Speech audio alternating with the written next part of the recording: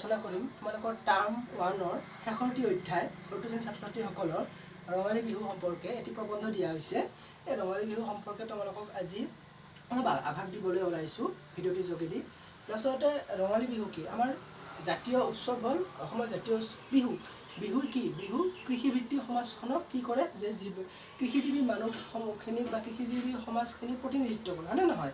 এই বিহুৱে আমাৰ অসমত তিনি ধৰণে পালন কৰা হয় বিহু।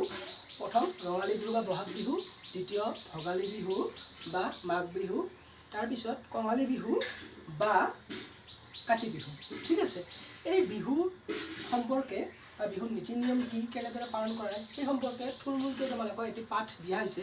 পাঠটি মই পঢ়ি যাম, লগতে মই তোমালোকক পাঠৰ কথাখিনি বুজাই যাম। তাৰ উপৰিও দুটামান আনুষংগিক কথা তোমালোকক মই কৈ যাম। প্ৰথমতে আমি আৰম্ভ কৰোঁ পাঠটিত কি দিয়া আছে তোমালোকক পঢ়ি যাম। যে ইয়াতে দিছে পোনপ্ৰথমে বিহু সম্পৰ্কে কেনেদৰে কি কৈছে এটি প্ৰবন্ধ গল্প আকাৰে সাজি ওলাইছে।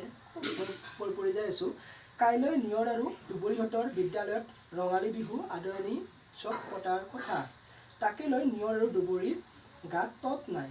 মাক দেউতাকেও পিছদিনাৰ বিহু আদৰণি অনুষ্ঠানৰ বাবে দুয়োৰে প্ৰয়োজন পূৰণত ব্যস্ত। দুবৰী কমলাবাৰী প্ৰাথমিক বিদ্যালয়ৰ 4ৰ্থ শ্ৰেণীত পঢ়ে আৰু তাইৰ একমাত্ৰ ভায়েক নিয়ৰো সেই একেখন বিদ্যালয়তে 1ম শ্ৰেণীত পঢ়ে। পিছদিনা ৰঙালী বিহু আদৰণি উৎসৱত ছাত্ৰ ছাত্ৰীসকলে বিদ্যালয় প্ৰাংগণত বিহু পৰিৱেশন কৰিব। দুবৰীয়ে দেউতাকৰ পৰা বিহু সম্পৰ্কে কিছু কথা জানিবলৈ বিচাৰিলে তেতিয়া দেউতাকে কথাখিনি আৰম্ভ কৰিলে বিহু সম্পৰ্কে কোৱা। ঠিক আছে, তাৰপিছত দেউতাকে কি কৈছে আমি শুনো। মানে দুবৰী আৰু নিয়ৰ তেওঁলোক যিখন স্কুলত পঢ়ে সেইখন স্কুলত বিহু মানে ৰঙালী বিহুৰ আদৰণি মানে বিহুৰ আৰম্ভণিৰ দিনাখনৰ এটি কি কৰা হৈছিল যে আদৰণি অনুষ্ঠান পতা কথা আছিল স্কুলখনত, যাৰ কাৰণে তেওঁলোকৰ মাক দেউতাকে সেই বিহুৰ প্ৰস্তুতি চলাই আছিল। তেওঁলোকক প্ৰয়োজনখিনি তেওঁলোকে তাতে এটি বিহু নৃত্য কৰিব বিচাৰিছিল আৰু সেই উপলক্ষে তেওঁলোকৰ মাক দেউতাকে কি কৰিছিল, তেওঁলোকৰ প্ৰয়োজনসমূহ পূৰণত ব্যস্ত হৈ আছিল। দুবৰী কমলাবাৰী প্ৰাথমিক বিদ্যালয়ত পঢ়ে 4ৰ্থ শ্ৰেণীত আৰু তাৰ ভায়েক 1ম শ্ৰেণীত পঢ়া বুলি আমাক পাঠীত দিছে। তাৰপিছত আমাক কৈছে বিহু এক কৃষিভিত্তিক উৎসৱ। জাতি বৰ্ণ নিৰ্বিশেষে অসমৰ সকলোৱে অতি উলহ মালহেৰে বিহু পালন কৰে। সেইবাবে বিহুক অসমৰ জাতীয় উৎসৱ বুলি কোৱা হয়। এই বিহু 3 প্ৰকাৰৰ: ৰঙালী বিহু বা বহাগ বিহু, কঙালী বিহু বা কাতি বিহু আৰু ভোগালী বিহু বা মাঘ বিহু। এই বিহু উৎসৱে অসমৰ কৃষিভিত্তিক সমাজক প্ৰতিনিধিত্ব কৰে। অৰ্থাৎ আমাক কৈছে যে বিহু কি? বিহু হ'ল কৃষিভিত্তিক উৎসৱ। মানে আমাৰ বিহু কেতিয়া হয়? আমাৰ যেতিয়া শস্যবোৰ পকে, ধান পকে বা ধান ঘৰলৈ অনা হয় তেতিয়া ভোগালী বিহু পালন কৰা হয়। যেতিয়া আমাৰ কাতি বিহু হয় তেতিয়া শস্য পথাৰত কি হয়, পোক পৰুৱাৰ উৎপাত বাঢ়ে, যাৰ কাৰণে আমাৰ চাকি দিয়া হয় শস্যৰ প্ৰতি ভাল দিন অহাৰ কাৰণে বা পোক পৰুৱা সেই ধ্বংস হোৱাৰ কাৰণে। আৰু বহাগ বিহু ঠিক সেনেকৈ শস্য ভৰাৰ সময়ত আমাৰ উদযাপন কৰা হয়। সেয়েহে বিহু কি? বিহু প্ৰতিজন কৃষকৰে হাড়ে হিমজুৱে খেতিৰ লগত জড়িত প্ৰতিজন কৃষকে, সেইকাৰণে বিহু কৃষি ভিত্তি কৰি উদযাপন কৰা হয়। এই বিহুত কি কৰা হয়, প্ৰতিজন মানুহে অতি উলহ মালহেৰে জাতি ধৰ্ম নিৰ্বিশেষে সকলো মানুহে অতি আনন্দ ফূৰ্তিৰে বিহু উদযাপন কৰে আৰু বিহু সেইকাৰণে 3 প্ৰকাৰৰ বুলি কৈছে। এতিয়া আমাৰ পৰৱৰ্তীখিনিত আমাক কি দি আছে চাওঁ আহা। এনেতে অতি মনোযোগেৰে দেউতাকৰ কথা শুনি দুবৰীয়ে দেউতাকক সুধিলে, দেউতা এই বিহু 3টা কেতিয়া পালন কৰা হয়? এই বিষয়ে অলপ বহলাই কওকচোন। মানে দুবৰীয়ে তেওঁৰ দেউতাকক কল যে বিহুবিলাক কেনেকৈ কেতিয়া পালন কৰা হয় অলপ সুধিছে। তেতিয়া কৈছে নিয়মবিলাক। দেউতাকে পুনৰ আৰম্ভ কৰিলে, চ'ত আৰু বহাগ মাহৰ সংক্ৰান্তিৰ দিনা ৰঙালী বিহু বা বহাগ বিহু পালন কৰা হয়। কঙালী বা কাতি বিহু আহিন আৰু কাতি মাহৰ সংক্ৰান্তিৰ দিনা পালন কৰা হয়। আনহাতে পুহ মাহৰ সংক্ৰান্তিৰ দিনা ভোগালী বা মাঘ বিহু পালন কৰা হয়। মানে চ'ত মাহৰ শেষৰ দিন আৰু বহাগ মাহৰ ছাপ'জ এনেকুৱা আজি চ'ত মাহৰ শেষৰ দিন, কাইলৈ বহাগ মাহৰ 1 তাৰিখ পৰিব অসমীয়া। এই আজিৰ দিনটোত কি হ'ব, সংক্ৰান্তি বুলি ক'ব। আৰু আজিৰ দিনা বহাগ বিহুৰ হ'লে আজি গৰু বিহু হ'ল হয়। ঠিক আছে, এনেকুৱা এই সংক্ৰান্তিবিলাকৰ পৰা বিহুৰ আৰম্ভণি হয় বা বিহুৰ পালন কৰা হয়। তাৰপিছত আমাক কৈছে যে বিহুৰ আগদিনা উৰুকা বোলে, সংক্ৰান্তিৰ দিনটোক উৰুকা বুলি কোৱা হয়। যেনেকুৱা উৰুকাত কি কৰে, ভোগালীত উৰুকাত ভোজ ভাত খায় আৰু নেক্সট দিনা মাঘ মাহৰ 1 তাৰিখে কি কৰে, মেজি জ্বলাই দিয়ে, হয়নে নহয়? তাৰপিছত আমাক কৈছে যে আমাক এইটো ৰঙালী বিহু পাঠ যিহেতু ৰঙালী বিহু সম্পৰ্কে আমাক ক'ব যে ৰঙালী বিহুৰ প্ৰথম দিনা কি হয়, গৰু বিহু অৰ্থাৎ এইদিনা কি কৰে গাঁৱৰ ল'ৰা ছোৱালী ডেকা বুঢ়াসকলে নিজৰ ঘৰৰ পোহনীয়া জীৱ জন্তুখিনি কি কৰে নৈ বা খালত লৈ যায় তাতে কি কৰে মাহ হালধি ঘঁহুৱাই গা ধুৱাই দিয়ে তাৰপিছত লৈ আহি নতুন পঘা দিয়ে সন্ধিয়া কি কৰে সন্ধিয়া জীৱ জন্তু কি কৰে নতুন পঘাৰে বান্ধি অপায় মংগল নোহোৱাৰ কাৰণে ঈশ্বৰৰ ওচৰত প্ৰাৰ্থনা কৰে তাৰপিছত মানুহ বিহু আহিল মানুহ বিহুত কি কৰে পোনপ্ৰথমে পুৱা সকলোৱে ল'ৰা ছোৱালীসকলে গা পা ধুই ডাঙৰজনক সেৱা কৰে মন্দিৰত সেৱা কৰে তাৰপিছত সৰুবিলাকক বা ডাঙৰবিলাকক বিহুৱান দিয়া হয় তাৰপিছত সকলোৱে লগ হৈ দৈ চিৰা পিঠা এইবিলাক খায় আৰু এই মানুহ বিহুৰ দিনাখন মাহ হালধি সানে সকলোৱে সানি গা ধুই তাৰপিছত দিছে যে এনেকৈ 7 দিন এই বিহু পালন কৰা হয় আৰু 7 বিহু পালন কৰা হয় এইদৰে ৰং ধেমালিৰে অতি উলহ মালহেৰে এই বিহু পালন কৰা হয় বাবে ইয়াক ৰঙালী বিহু মানে ৰঙালী বিহুত সকলোৱে আনন্দ মনে ফূৰ্তি মনে সকলোৱে বিহু পালন কৰে গৰু বিহুৰ পৰা